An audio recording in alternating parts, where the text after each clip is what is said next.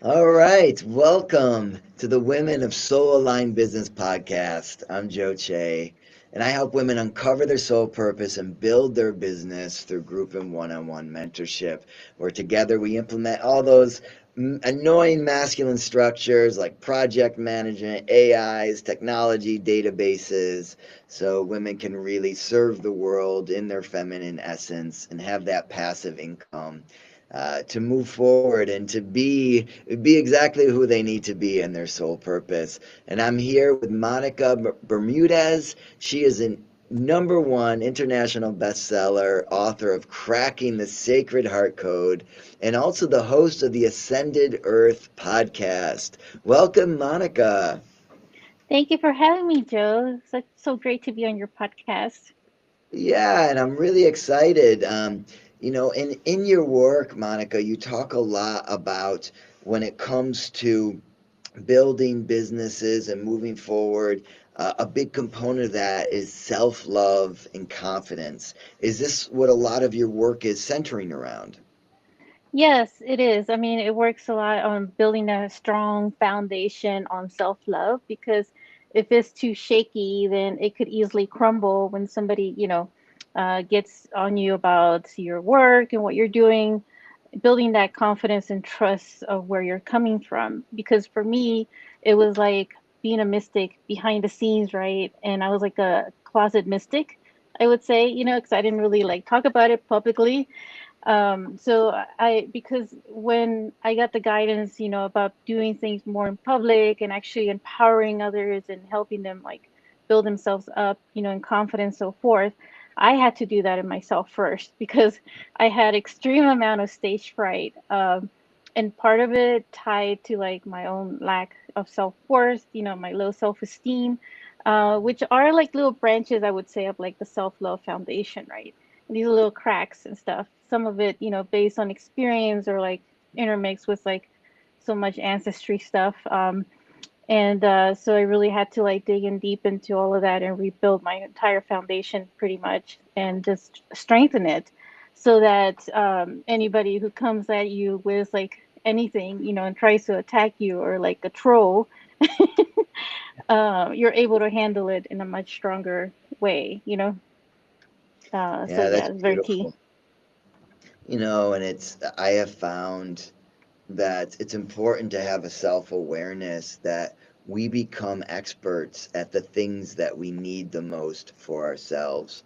Mm-hmm. And, you know, I become an expert in the things that I need the most in connection and understanding relationships because I've struggled with that and in Mm-hmm. communication and business building because I felt that scarcity. I needed that for myself and needed that soul Mm-hmm. alignment because I was out of that. I was Mm-hmm. doing business to make money, not because I wanted to have a big impact in the world. And so that shift, and so for you to do this work and self confidence, I think it's beautiful that you can recognize that that's what you needed for you, and that's why you have to put so much energy into it. I think it's a vulnerable and actually creates trust with people.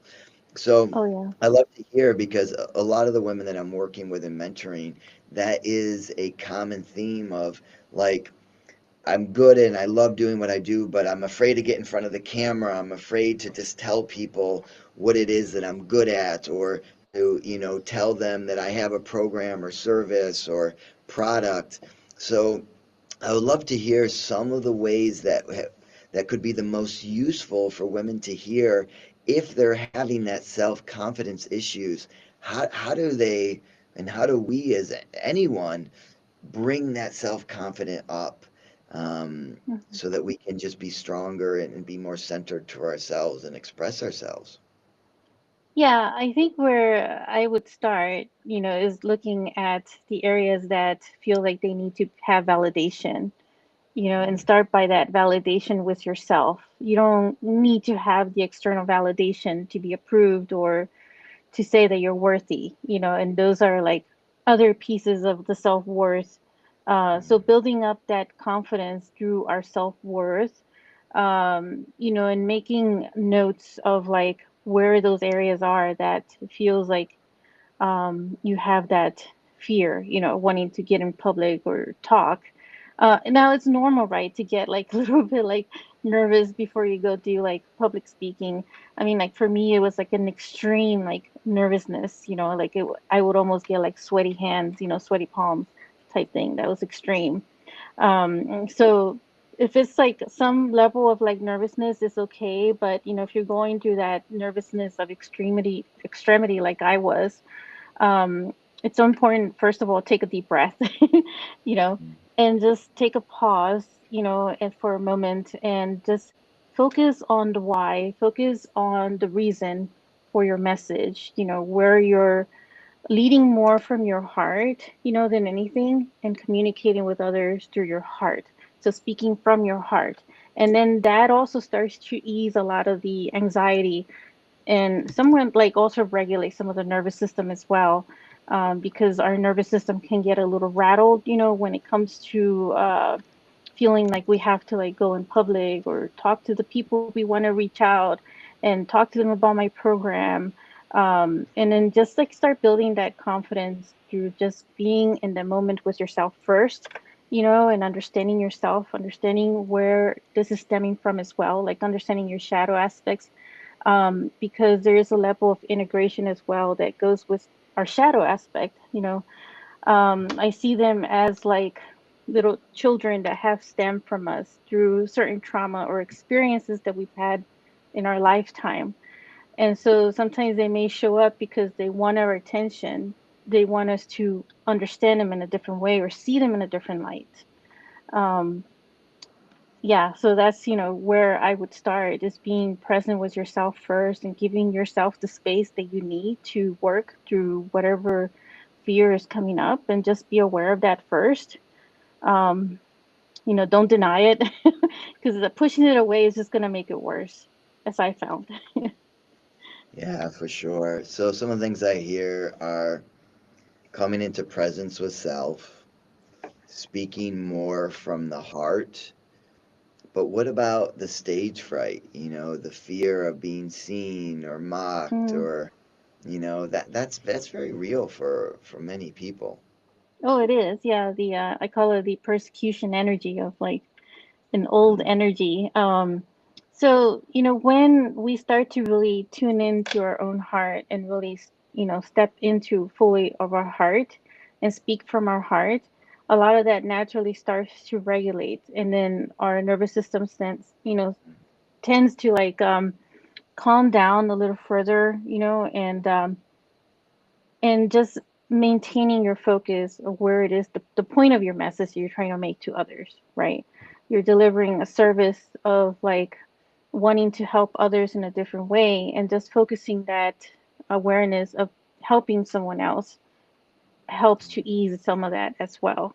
So just focus on the reason for you being there and the why you're doing this in the first place, why you're here, and it all ties back to our purpose, right? And what we come to do here on earth in our mission.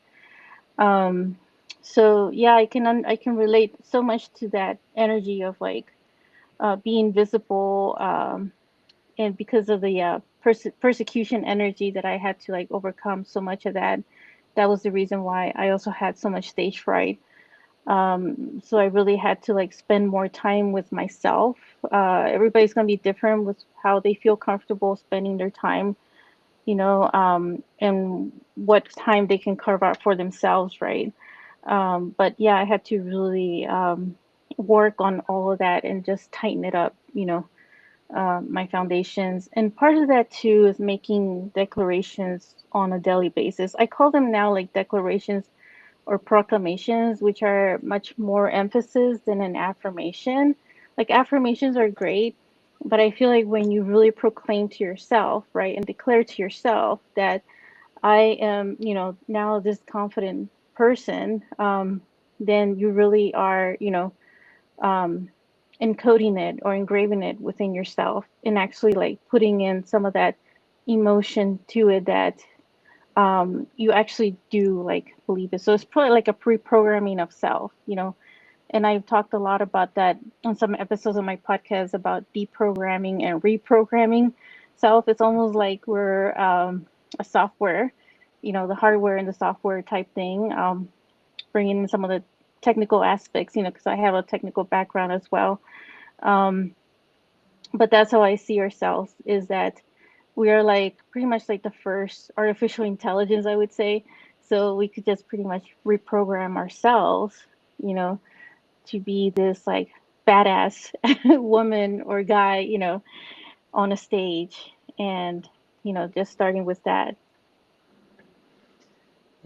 I'm curious because, I have this process I give away for free, which is creating your daily affirmations. Because I agree with you, Monica, so much that we can reprogram ourselves. It's something I've been doing for myself for a very long time, many, many years.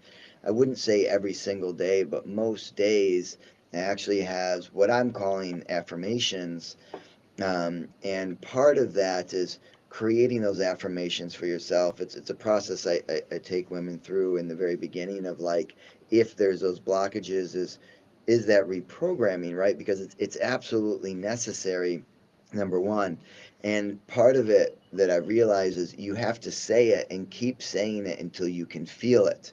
Because once we can Mm, feel that emotion of, I am brave, or I am confident, or I'm a badass in business and I'm making money doing what I love, or whatever it is, you know, it is our mental state actually, in our emotional state, affects what is and affects what's attracted to us, because it's, as we operate in these frequencies. So the mhm, curiosity is, and what I'm hearing from you is, maybe there's a step up from affirmations, which you are calling proclamations, or can you maybe help me mm. understand what the next level is? Maybe there's something I can add and share with others too. Yeah, so think of a vow. Have you heard of people who've made those vows of celibacy or vows of poverty, right? Mhm. And I feel there's so many of us who have been encoded with that programming that's kind of in the background playing over and over again. And so this is what is the biggest cause for like so many light workers and people like in the business, so aligned businesses who struggle with when it comes to like financial means or finances in any aspect of our life, right? Um, and so the vow to me is like a proclamation that was made or declared, several times, and that's why it's been so engraved. Um, and so I feel that if we were to say, dissolve ourselves from those vows and we will reprogram ourselves to new vows, then we're making a new proclamation to ourselves that in the proclamation, for example, could be from this day forward, I only receive all the resources that I need to fulfill my divine mission, you know. Uh, so that's a step up, from like an affirmation where it says that I am, abundant, I am, so forth. But you're declaring to yourself that this is always going to be the case, and you can just keep doing that proclamation, repetition, those vows to yourself. You could do like your own sacred ceremony to that.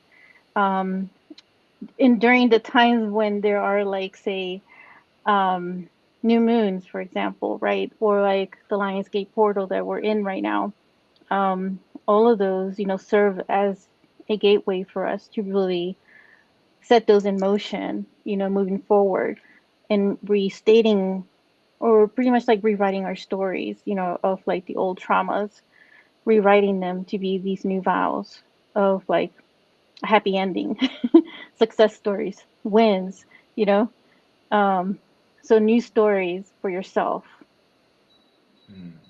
Monica, I love that. I'm feeling that, and I would love for you to I would love for you to share, if you feel comfortable. What's a vow that you've given to yourself that you're repeating, or, and this might be vulnerable, so, go to Mm-hmm. the level that you feel comfortable, but I think it could be inspiring for others to see, Mm-hmm. for someone that's working this, what are the vows that you needed to make to yourself, or maybe just one of them. So the biggest one that I'm working on right now that I declare and I vow to be in financial freedom always. And so with that, just take that in. That's pretty much a powerful statement by itself. That's a big one. Beautiful. Hmm. Maybe I should try one. It feels a little scary though, right? Like what would I vow to myself that feels really true? What would you desire? Yeah, I think something I'm noticing is when I'm noticing self, I have a neurodivergent brain, diagnosed with one of the worst cases of ADHD when I was a child. And what I've noticed is many times, and I've tried to create that as my superpower in some ways, but it still affects me in negative ways. And so one thing I've noticed is many times I get really curious about something, so I dive in and I go really deep and I build a business or something, and then I get a little bored of it, so I move to the next one. So I think my vow to myself would be I am going to stay focused on what I know is true for me, and I'm going to stick with it and not try to do too many things and build too many things at once. And I'm really going to vow to stay focused on helping amplify the voices of women who have beautiful missions and need that help of building the structures behind it.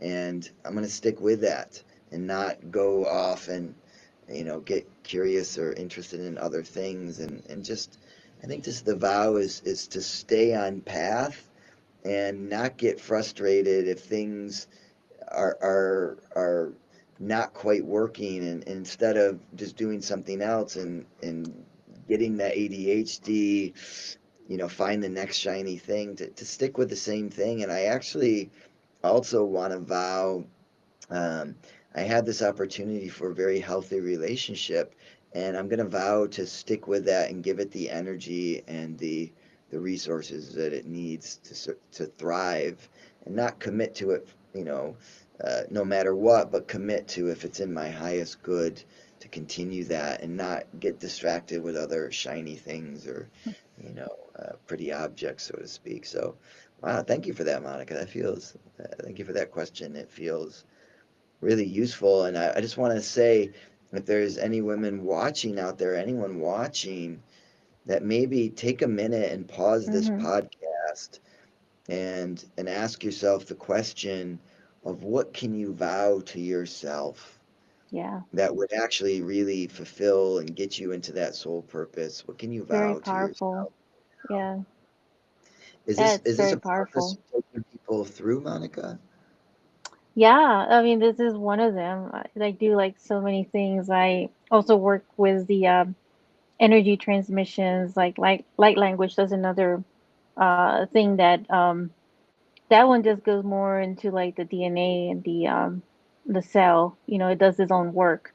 But this right here is like a very practical, easy way for somebody to do on their own. You know, if they're at home wondering how do I get started, well, I would start with that because that's how I started when I went through my divorce, back in like 2013. I really was in a state of depression, like at a loss, like I really thought that I was done with like life because I've always been an accomplished person. I've had like really great degrees in education, that I thought the conventional way, right?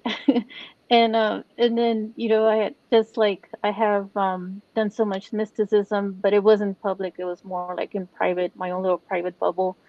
And I thought I've done my service, to humanity in my own way. So maybe this is it. Maybe I'm done. I don't have anything else. But what was like really happening was bubbling through my soul was this other like breakthrough that was coming through, like that was catalyzing. And, that's when I really started to do a lot more nature walks, like hikes for like 3 hour long weekends. Like every weekend, just go up to the mountain and do some long hikes. And so what that did was that connection with nature and the trees and the forest bath, was really opening up my intuition a lot more to really also trust another aspect of myself that I didn't really think, I was ignoring it because I was in my state of depression, so I didn't really care to like hear anything from like angels and guides and those other stuff. Um, and But it was naturally like opening up for me. And so that's when I realized maybe I need to like start reprogramming myself. And like I started to get messages of like doing a whole new role that was more soul aligned, not the conventional way, not the stuff that I studied in school, not the engineering school, but stuff that was more, um, I would say like holistic or like, more in the mysticism or metaphysics. And so that's when I said, I was like, but I haven't studied any of this. So I was really arguing back and forth with my own guidance and intuition. And I was really doubting. Um, but they were very adamant and consistent with every single message that they were saying. And so that's a clue that when it is your own guidance, right? Um, so that I ended up getting validation from others that that was the case, the messages that I was getting, and I would get validation from very specific people who knew nothing about me. It was exactly the messages that I was receiving. So that's when I started to realize that I really need to start trusting my own guidance and my own inner intuition as well, building that confidence and making those declarations, those vows was really like my starting point to really build that foundation for me. From that, when the patterns start to break, is when you also start to crack open other areas, right? You go past the wounds, cracking open those wounds, right? And what you find in there is this renewal, this renovation, I would say, of ourselves and tapping into the infinite source of self love, right? Of divine self love and really reconnecting our hearts back to our true nature of what we're meant to be, in our wholeness through our divine feminine and our divine masculine energy that makes us complete throughout our whole system. So it's a more reconnection, it's a remembrance, it's a reconnection, it's a renewal. I'd love to talk more about this self love because even though it's a podcast of soul aligned business, the self love is an important component. And I remember I was at this beautiful friends weekend, and a friend of mine just said to me, Joche, like, I don't know how much self love you have for yourself. And it was a bit offensive, and it was also like, what? Mm, And when I reflect on it, I realize there's a lot of truth to that. And it's like operating out of this need for validation, operating, doing things not out of service to others, but out of service to, you know, I was doing it helping a lot of other people, but like the energetics was I'm helping so I can be liked instead of being I'm helping because that is what I'm supposed to do. And so I started saying, okay, well, maybe this is true, and I don't have a lot of self-love. So how do I create more of it? And like, I started asking people about it. I'm like, and I started researching. I couldn't find a lot of information of how to increase self-love. There was one where you like sit in the mirror and tell yourself you love yourself. And that was like the only one I could really find that seemed like a real practical thing. So, I had to find some ways with myself, and now I have a bunch of them. Then some of them are you probably laugh at, but one of them is, uh, every morning I just have this very expensive, like face and wrinkle cream, and I put it on, and I just look at myself. It's like I love you, Joey, and like, and just like, and then hold and other ones for me are taking time to like take care of my body and vitamins and biohacking and like just like trying to support myself in the way that I would show up for others, like showing up for myself. And do you have any other ways, Monica, that we can share with people to create more self-love so that they can feel that confidence to do go into those businesses? Um, you know, like, yeah, what would you suggest? yeah, I mean, everything you just said is great. And, the biggest one is showing up for yourself and really just treating yourself. If you want to go to like a restaurant and take yourself on a date, do that. Don't be ashamed, that it's just you. And don't feel that, other people are staring at you. And that's the way to also like really boost your own self love to really, um, be there for yourself, most of all, you know. And it's not about like seeking the external validation, but it's more of your own validation and saying that you are enough and you are worthy and deserving of the things that you have and more. And being grateful for all of that. You know, gratitude is one of the biggest ones, right? I use a lot of gratitude for my manifestation, but it's also one that can generate self love foundations too, because you can also be grateful to past versions of yourself for being where you're at. Be grateful for your future version of yourself who is one of your guides now, because who better knows you than yourself, you see? So, starting with that and establishing that reconnection, that communication with self, in the present moment of things, because that's where all the action is in the present. And so, where the reconnection of your past version and your future self come in this one space, in the void of your own recreation, and that reconnection of the vastness that you are at the soul.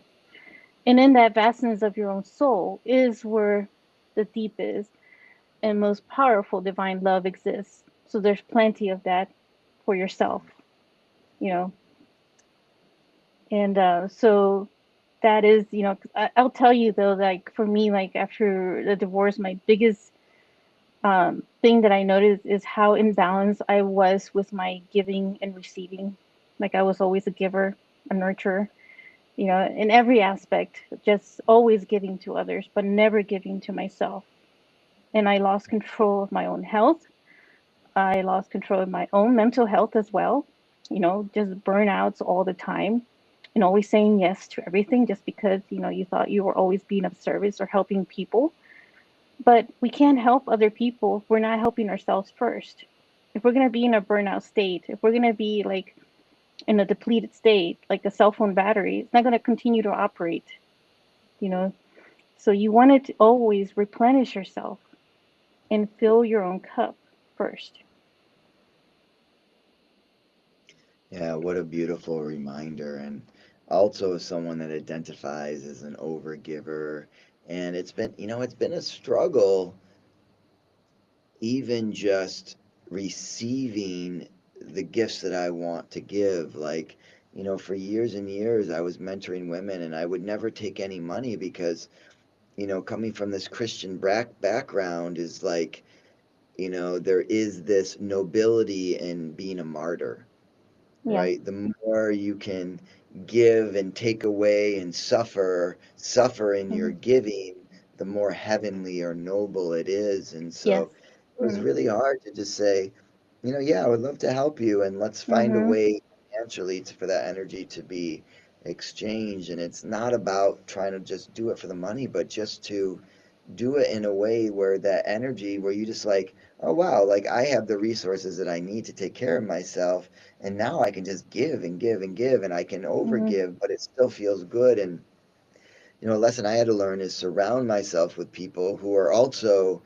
very generous, so Mm-hmm. that now I can allow myself to be generous with the people around me. Because and it's not about tit for tat, it's more of just like I can give of myself, and wow, I'm receiving a lot too, and someone's paying for the villa this weekend, and someone else is bringing all the equipment and I'm bringing this, and it's like just being around people that are constantly giving of themselves in a generous way. Because Mm-hmm. otherwise, in my connection map, we call that a black hole connection.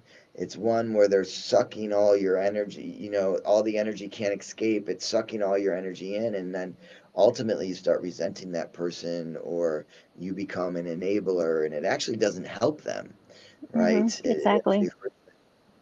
So I think that's an interesting one of just being cognitive of how much you're giving, and over Mm-hmm. giving. And if you are giving, making sure you're not doing it to people please, but because that is truly a gift Exactly. that would be joyful for you to give someone else.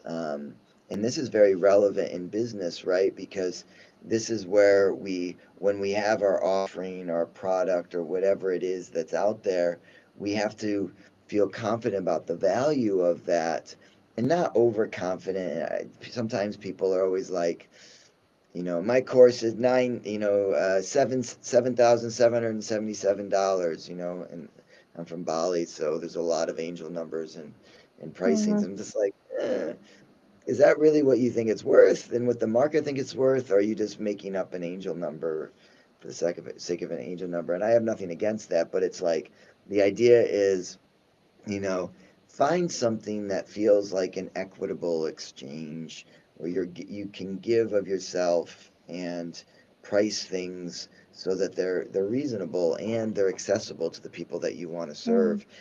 What I always do is I always give scholarships, or I say, hey, Mhm. listen, this is the value. But listen, if you really have a strong mission, you want to build this business and you're just not in a financial place, hit me up. Tell me your vision. If I really believe this is in alignment to what you're doing and what I'm doing, like I'll figure out a way to give you a scholarship into it. And it's like, but there's still, and I've realized I've stopped giving away these too much because as soon as I give it away, people don't show up for what I'm giving. They don't take it Exactly. seriously. They don't do the whole process. And it's like, wow, I just feel like I just gave you $1,000. People are paying $1,000 for this. I just gave it to you for free because I love you and you're my friend, and you're the only one not taking it seriously. Like, and so now it's like pay $100 or $200, which is way too little, but it's like enough that it stings that they actually will do the process and take it freaking seriously. Have you found that Yeah. also? Yeah, I mean, there's a fine line, right, to our balancing of our energy, our value, and our worth, right? Because I like to think of our energy is equivalent to what we put our price and value and worth and things, right? When it comes to business, a lot of our business mirrors us as Yeah. well, what we're going through. So you can think of your business as like being your child too, you know? Like if you just started, right, think of it as a baby. Where is it right now? Like if you ask yourself, where is your business right now? Would you say it's a teenager? Would you say it's an adult? As a baby? you know, and from there, like, how would you treat that child? And you could think of it as like your inner child too. A lot of our inner child, healing that we all go through, like it all ties into our value and worth and the pricing that we're putting, and how much of our investment we put in ourselves. All of that is also uh, is equivalent and ties into the price that we put on things, right? Yeah, there's a saying that says, um, let me remember it. You're only worth as much as you say you're worth. So if you say you're worth zero, that's what you're worth.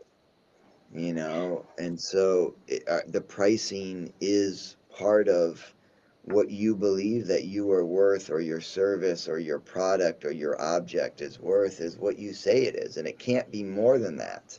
No one's gonna, if you say, hey, buy my widget for $10, no one's gonna offer you $2,000 for it. You know, you know, even if it's worth 2,000 or it's worth to someone 2,000. So it's like it's important to get really clear in your pricing, and it's okay to start lower to build that confidence and build up, because I've made the mistake the first time I really changed a lot of what I was doing. I created a 3-month program, and it was like I didn't have a lot of people signing up, and I was so disheartened by that. I'm like, oh my God, I spent a year building this program. Like, this is incredible. Mhm. It's like everything I've ever learned in the last 30 years, Mhm. and it's like I felt like it was so valuable, and I couldn't understand that. And there was different reasons for it, but part of it is sometimes getting people in the door, executing it, getting more and more confident, and believing in yourself that it truly is worth it. And when you speak about it like with that care of, like, as if you love yourself, of like, yeah, I'm doing this amazing program. I am, taking women through an entire year of building and scaling their business. And I'm excited about it. And there's a lot of value. And we're going to do it together and step by step. And we're going to Mhm. learn all the technical stuff. And and like know the value in helping someone build their business, know the value in helping someone unblock their limiting beliefs, or know the value in that self-love, helping taking someone into self-love. uh, yeah, that Yeah, feels so important. it all ties back to self-love. These are all like little branches of that, right? If you think of it like, I guess, a tree with branches, right? Yeah, In a self-love tree, you have a branch of value, of worth, and so each one is growing in its own different way, depending on how, like, the roots that you set, right, for your own self-love, uh, putting a strength to it. So you can think of the tree as kind of like the redwood trees with a huge trunk, right? Always growing, you know, and maturing in its own way as you build your own confidence as well. And when I first started with my business, of course, I did like maybe one or two, like a few trials, let's just say for free, right? Because I wasn't sure what the energy was doing.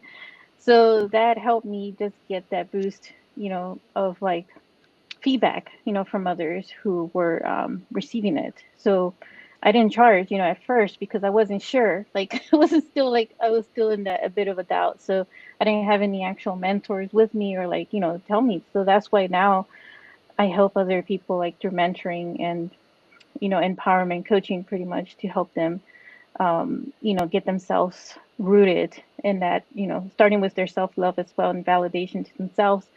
um so that's a lot of like investment of years, like in myself and energy of doing all of that. And so you calculate that and you put all of that, together. That's how you build the foundations of your business as well, your soul aligned business.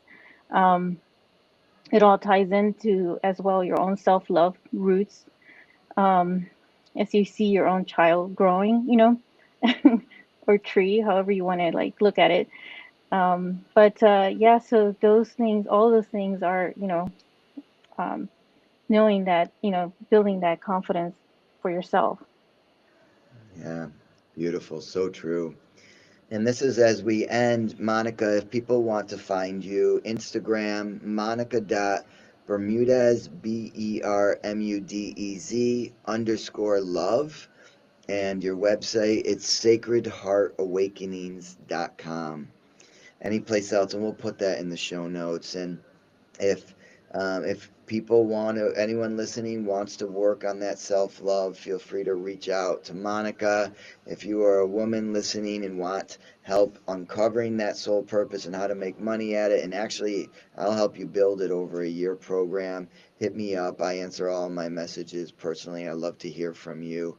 And Monica, thank you so much for being with us today. What a beautiful soul purpose in bringing people into that self love. I really love that one. And I know it's something that is a constant journey for me that I'm learning, and I'm not quite there yet. So, and time will take. So thanks everyone for joining the Women of Soul Aligned Business podcast. Thank you, Monica, for being with us. Have a Thank great you day, so much, everybody. Joe. Take care. Bye.